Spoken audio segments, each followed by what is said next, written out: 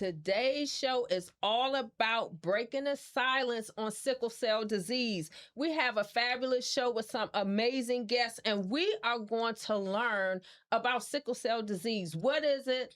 How do you get it? How do you test for it? How do you live with it? And then we want to take away the shame and the stigma so that you can live your best life. I have some amazing guests, Miss Earnestine Thompson and Miss LaWanda. Give me your last name. Bragg Smith. Bragg Smith.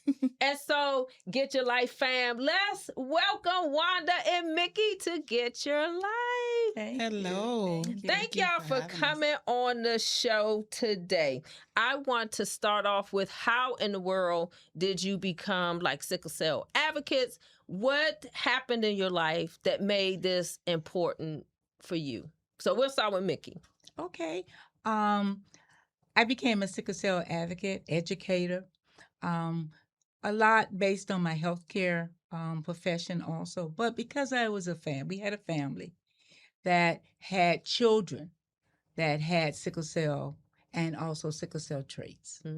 So it was trying to learn about it, how to help our children, how to, when the crisis came about, because you heard, sickle cell patients have crisis. What did that mean? Right. And some of my profession overlapped into it, because when they would call me and they would say, oh, she's sickling in her lung. Oh, that was right down my alley. And when they started to talk about treatments that they were putting her on, these are treatments that we were using with adults. Right. And I'm like, oh my God, this is a child, this is a kid. So it was learning about it. It was a personal thing. And my thing is, one of my grandkids was a what we call full-blown sickle cell patient who had a bone marrow transplant. Watch what you pray for. Right. Because when we found out that she was diagnosed with sickle cell and she was going through the treatments and going through the chronic pains and stuff, and they talk about she got to go on morphine, I'm like, hold up. Right. That's what we give adults. Right. But to me, that opened up my eye to let me know the severity of the pain that they were having. Right. So learning more about that, but what's available, what's out there, how do we help? And family, it puts a lot on the families. Right. Because when you have a kid that's in the hospital and you got kids outside, taking care of the kids outside and learning what needs to be done with them. But I prayed when she, was diagnosed with it, and I said, God, please give us a cure for sickle cell.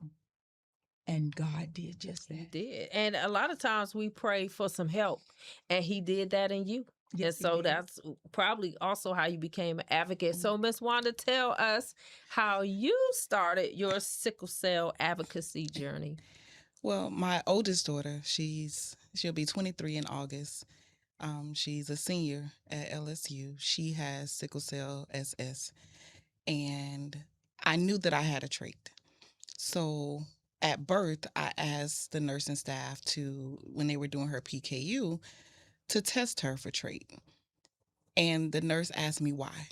And I said, because I have trait and I need to know if she have trait and what to tell her.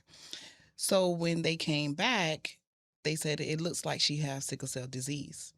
And I looked at her dad, because I asked him, and he said, no, nobody ever mentioned anything. And he was almost 27 when he found out he had trait. So she had the disease, and her pediatric doctor, Dr. Dorsey Goolsby, he told me, you can know whatever we know. We're only doctors.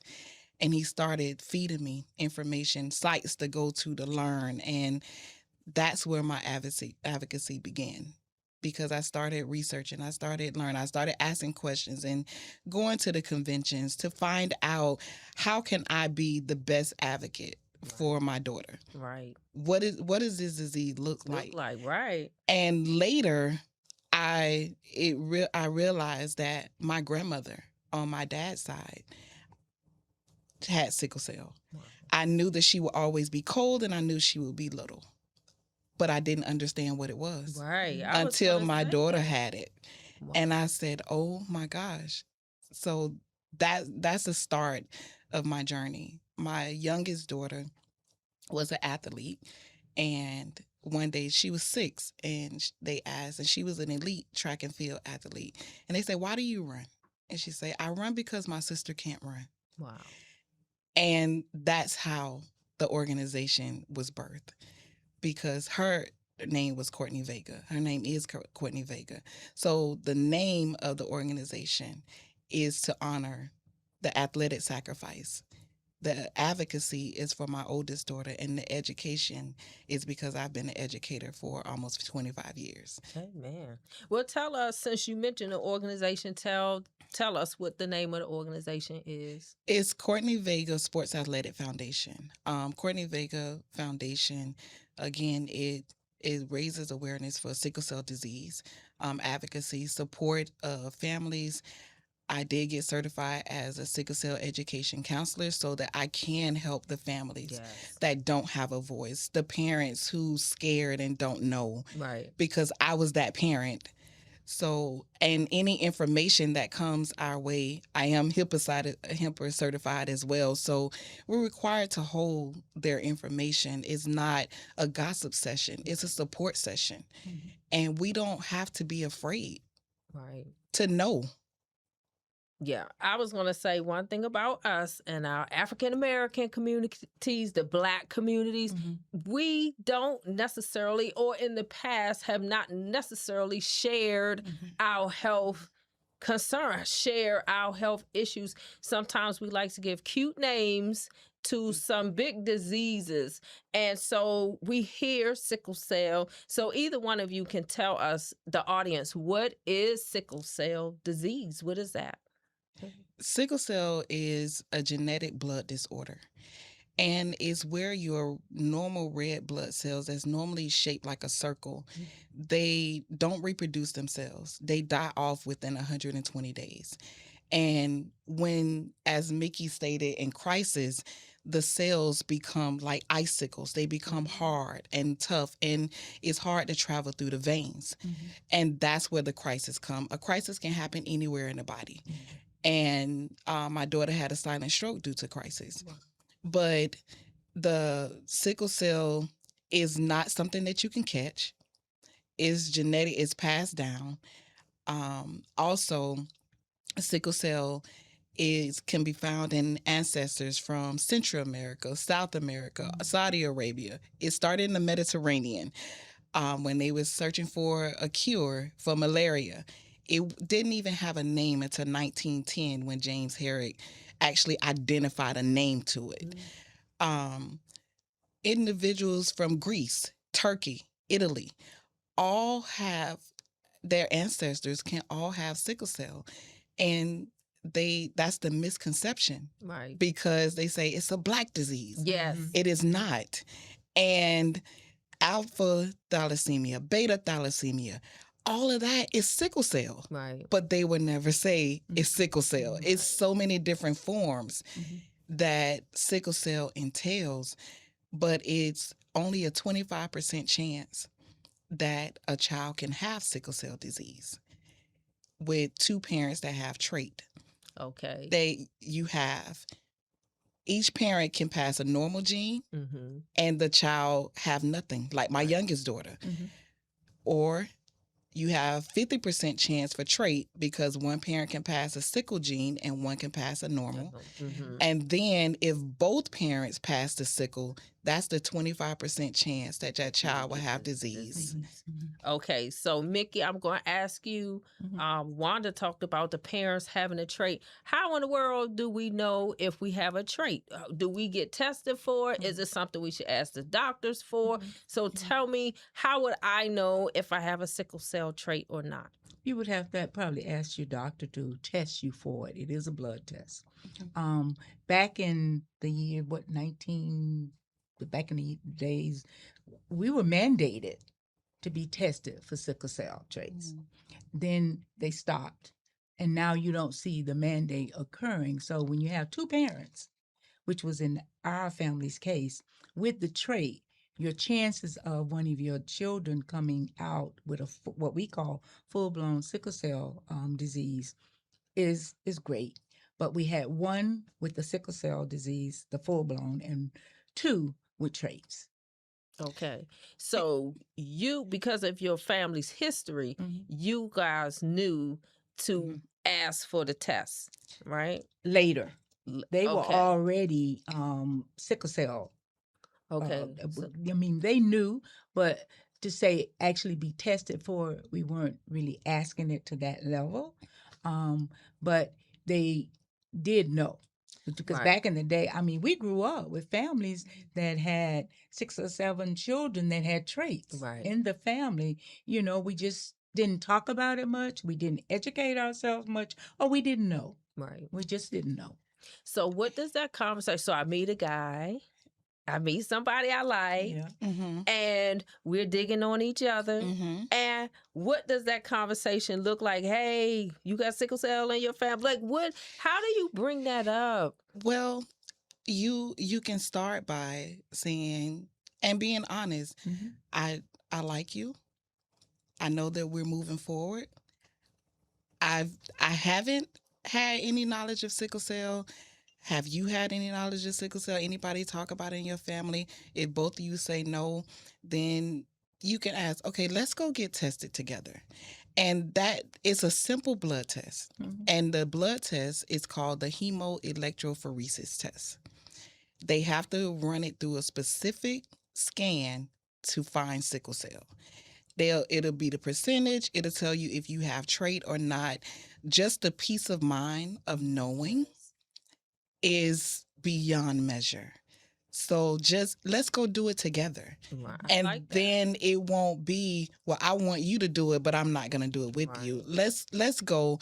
It's a simple blood test and we both would know for sure. I like that. And it's not scary when you don't have to do No. it by yourself. So then my other question, if I don't know. So we have people that don't know their parents, people that were adopted and things like that. So is that something that I can just go ask my primary care and I'll say, you know, I'm adopted or I don't know my dad or whatever. Can I get the sickle cell test, or is that something that you have to know somebody in the genetic line that had it? No, when you go to your primary care and you get your annual blood work, Yes. you can ask them, can you run a test for sickle cell? A lot of them are going to ask you why. A lot of them are going to say, no, we can't. Some physicians have even said, oh, the insurance won't pay for it. Right. Yes, they will. It is the same blood test that they test for glucose and everything else. The same blood sample. They just run it through a different scan. Ask the primary physician. And it's the same stick. You don't have to have a specific test. You don't have to have, they can prick the finger and they can run it. But that hemoelectrophoresis test can be done and it can be ordered by a primary physician that you don't have to have any history. And when they ask why, because I need to know. Because I want to know. I was going to say That's- that. So I just want to know. And sometimes we always say we have to be our own advocates. Yes. Because sometimes the doctors will tell you no, and sometimes the insurance will tell you no. But it's just like you said, I want to know. I want to know for my family. I want to know for my children. So my next question to you, Mickey, and you both have family members that have sickle cell, and you can both chime in and play off of this. What are the symptoms? So you said you didn't in your family do the testing until later. What symptoms are there of sickle cell disease? Well, the sickle cell disease itself is the crisis, it's the pain, it's the fevers that you can have, and it's that going back to the doctor and this is the thing, becoming an advocate for yourself and as a parent. Right. No, this is not right. We need to continue. We need to find what is going on. Like in my grandson's case, and he's my fallen warrior. And what's his name? Tell everybody. Marvin Jackson Jr. He had the sickle cell trait. And the myth we had with that was, if you have a sickle cell trait, you're okay. So there was So that nothing means else you you're not needed gonna to do. Get it. That's what people think. There's no what they think. pain. That's what they There's no think. problem. That's what You they don't go through the same types of experiences that the actual full sickle cell patient does. With him, when he came, I had never heard of the type of cancer that he developed, which is a very rare form of cancer due to the fact that he had the sickle cell trait. Okay. The fact that he was 25 to 30, African American male, Mm-hmm. okay, with the signs and the symptoms: blood in the urine, pain in the kidney area in the back. It's called renal medullary carcinoma. And I had never heard of that. And I was in healthcare. I was just blown away with it. So in telling the doctors what it was, they didn't know either. Wow. And the way it's a story behind how it occurred and how we actually got the final diagnosis of it. Thank God, again, prayer. Mm-hmm. He brought him to me at the hospital where there was a new pathologist who had heard of it and experienced it in her clinical rotation.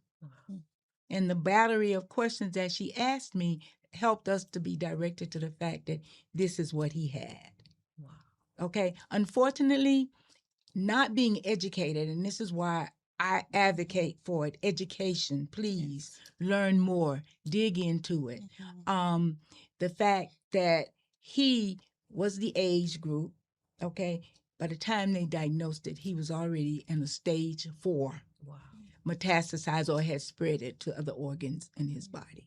Wow. Had we found it earlier, there would have been more that we could do. More treatment or something. Yeah. Did you want to have different? Do you have different symptoms that your daughter experienced? Well, sickle cell looks different for everyone because it's individualized. But as Mickey stated, some of the crises could be the pain crisis. Some of them can be stroke. The males, they can suffer from priapism. They need blood transfusions as treatment in order to be corrected from priapism. Learning disabilities, organ failure. It is so many different things. Right. Acute chest syndrome, mycoplasma pneumonia. It's so many symptoms, but just looking at someone, I actually printed out documents each year to take to my daughter's teachers. Extreme fatigue. If you see the jaundice, the yellowing of the eyes, if they ask to go to the restroom a lot, if they need to drink more water, it's just little things that you say, well, wait, something's going on. Right. And just have a concern to ask. Because it's so many symptoms to missing sickle school, cell. Missing so many days in schools. And one of the things, in talking with LaWanda, one of the things we can really do is, as parents and being that advocate for our children, talk to the teachers. Every year they go to school, talk to the teachers so they'll know that she is a sickle cell trait or she has sickle cell, what to expect. Call me, let me know so I could follow it up at home. Right. A lot of things. And in Khadijah's case, she did miss a lot of days in school because, again, she sickled in the lung a lot, but there were other places. There were a lot of transfusions. Yes. So there are signs and there are symptoms. The hematologists are very important in cases with sickle cell. And so it seems like what I'm hearing you saying, it takes a village. It does. It takes a village. You need your doctors on board, you need the teachers on board, you need the advocates on board, you need the counselors on board. And like in your grandson's case, just somebody to talk to about how I'm feeling. And it seems like you said, with all the different symptoms, the things you name gave me thoughts of other diseases. Yes. So, being an advocate and telling them to test can help you weed out some of those other things. Because just listening to what you said, it does sound like other diseases. So, Mickey, tell me about the treatments for sickle cell. So, I want you to start with the history of the treatments, and then Wanda, I want you to tell me what treatments we can look forward to now. Okay. There's a lot of chronic pain management associated with it as far as treatments, because right now we have a way of assessing the pain levels for chronic pain management. Back then we weren't doing it like that. We would say on a scale of 0 to 10, what's your pain level? The sickle cell patients, their pain levels are 15, 20, 25 even. So learning how to handle that was such a challenge, especially for young children. Depression, missing school, can't go out with your brothers or your siblings to play and all that because of the pain was a challenge also. But the treatment, I was so blessed, and again, watch what you pray for. We were at Jackson Holt Center, and the hematologist, Dr. Gordon, came to us to tell us about bone marrow transplants that were researched at St. Jude's, where he came from, and will we be open to it at 12 years old for her. When they told me her lungs at this point was like those of a COPD patient, adult patient, that really shook me. And my son and his wife, Kathy, we talked about, did we want to do this, knowing, what it might mean for her. So we decided to do it. The thing was finding a donor. There's a donor registry. When you take blood, you can test for sickle cell. You go into a registry. Usually we want a match, a good full match, which works better. In her case, her brother happened to be the donor, the brother before her. The challenge we had was the insurance would pay for her, but they didn't want to pay for him. Right. Because he was not sick. He wasn't ill. So what in your case did they pay for? No. So you had to pay out of pocket? We had to pay out of pocket. We had to, thank God, Jackson Pediatric Center helped with the social workers that I knew and I worked with at South Miami Hospital. They helped me to find resources available for her. Right now, you would probably consider that as a GoFundMe page or something to that effect. But they helped us to pay for it, and she was able to get the transplant. Well, thank God for that. So before I come to you, Wanda, one more question. If they're in that much pain, what are they giving them? Like Motrin, Tylenol 3? Morphine, heavy duty. I mean, right now they're probably using a lot of OxyContin or whatever, but morphine was back there. And to think of that for children now is really mind-boggling. Wow. But we're doing good, and we'll talk a little bit about where we are with that with the pediatricians, the doctors too. All right. So tell us what are some of the current treatments beyond bone marrow? What other things? Well, and because bone marrow transplant is still an option, the downside, as Mickey was stating, is the finding the match, as well as the body can reject the bone marrow, and that patient has went through that whole process, and they still don't have the hope. Additional hope, and I say hope and not cure, because cure means you don't have it anymore. Right. But the additional advancement and hope is the gene therapy and the stem cell transplants. Now, that significantly reduced the amount of crisis that it can reduce the amount of crisis that an individual have. And that is a great advancement. With those, you have chronic blood transfusions. My daughter has been on blood transfusions now for about 8 years. But the downside to that, although it helped the increase of hemoglobin, the downside is the iron overload. So then you have to do the treatment to release the iron out of the body, which can damage organs as well. Right. But treatment is different for everyone. Right. And with the pain management, thank God South Miami Hospital have a sickle cell care clinic now.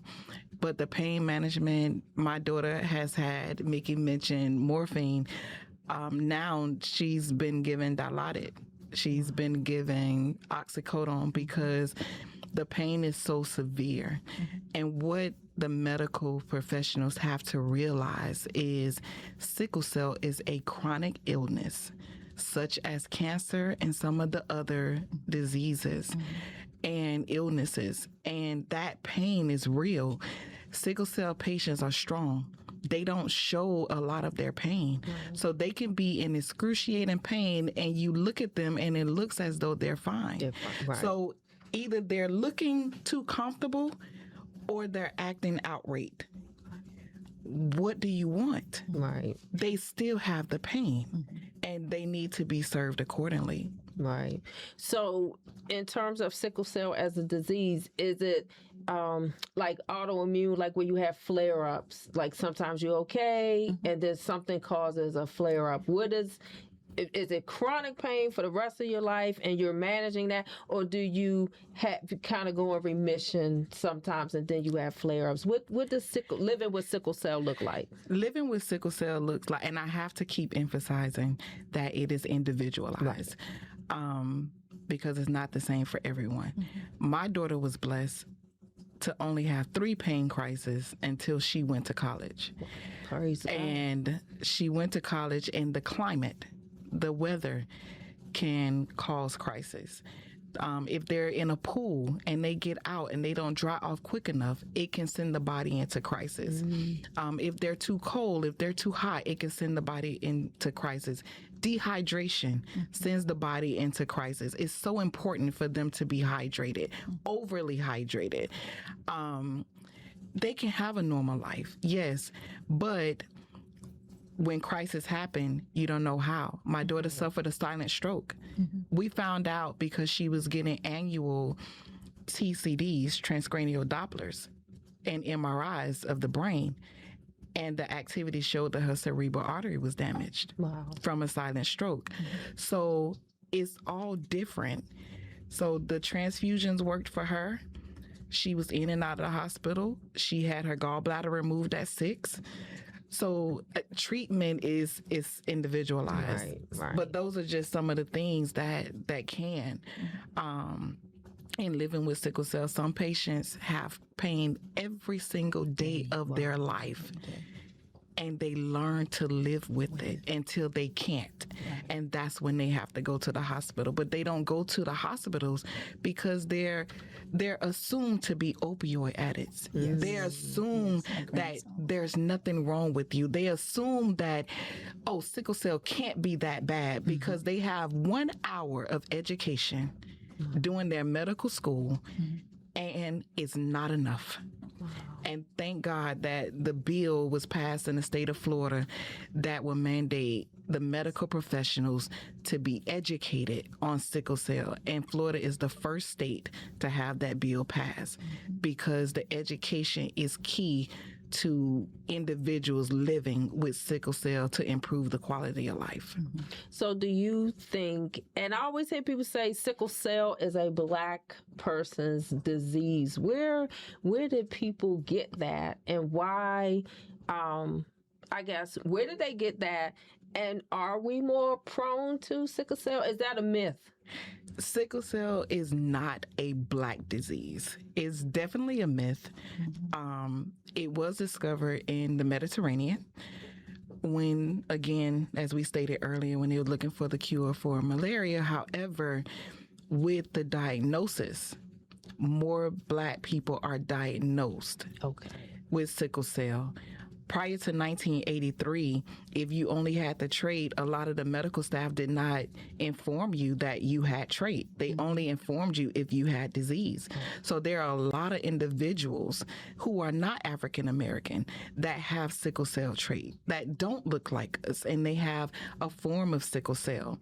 Now it is state law in newborn screenings for individuals to be tested, but the communication is not there. They say, you have trait, you're okay, as Mickey stated earlier. It's not okay. Because you can develop, or if you get with somebody and the two come together, you can have a baby. Right. And they say you're not okay, but they say you're okay. But my question is, how can 2 individuals with trait who are okay come together and have a child with a disease that's chronic and they have no symptoms? That's impossible.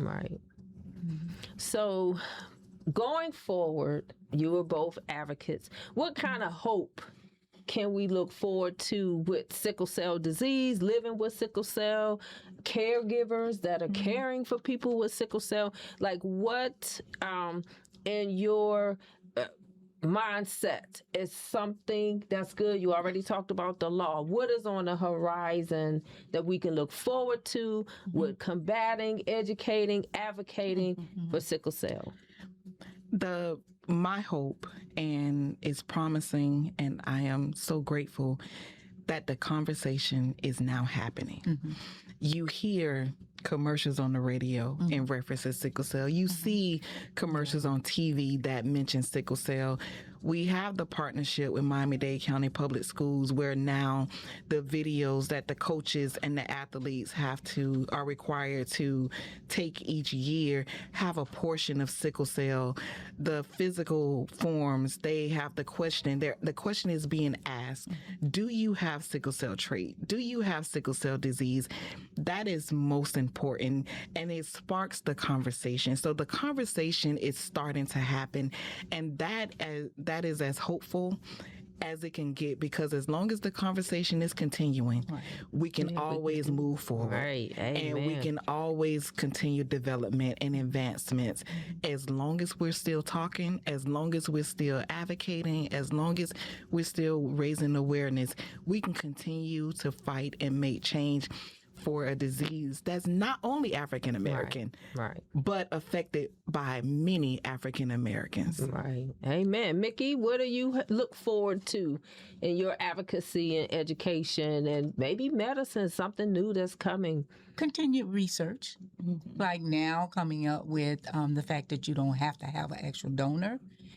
Use your own cells, your own bloods to heal, but it's education. Just as you mentioned earlier, it takes a village. We don't have to live in silos anymore. That's right. But we don't have to be afraid of talking about it. Right. There's nothing wrong with saying, I have a sickle cell trait. Exactly. I am a sickle cell patient. Okay? I would say to parents, talk to your teacher, to your child's teacher, be the advocate for your children, and patients, be the advocate for yourself. Yes. Ask questions. If you don't know, call somebody. There are references. As LaWanda mentioned, South Miami Hospital has a sickle cell clinic. I was very happy to hear that because they understand the chronic pain management. Yes. Okay. And just like you said, the conversation for me, I would not know or understand when somebody say they're in chronic crisis, pain, and then what should we do about that? And so this is just one conversation. I hope we have many more conversations. So Wanda, tell people how they can find you and your organization. Well, my organization, the website is CourtneyVegaFoundation.com. That's CORTNEY, no U. Also, they can scan the QR code on the screen and we can get their contact information. A lot of parents, they don't know what questions to ask. Right. They don't know how to be an advocate. They're scared. They don't know what to expect. That's why we get certified. At Courtney Vega Foundation, there are certified sickle cell advocates that can ask those questions or give those questions to you to ask so that you can feel empowered. Also, with that QR code, it will ask the status, how do they want to be involved. We can reach out to them individually. They don't have to be afraid to talk. Our information that we gain is confidential, so they don't have to worry about their information being shared, but they can feel supported.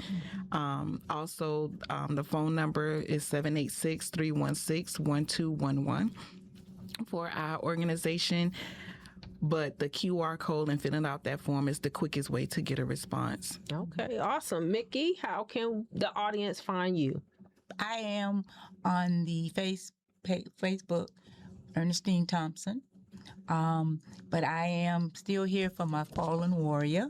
Amen. And I'm still trying to send the message out for us to be educated about this rare form of disease, that we were caught up in the myth that because you have a trait, you're okay. Right.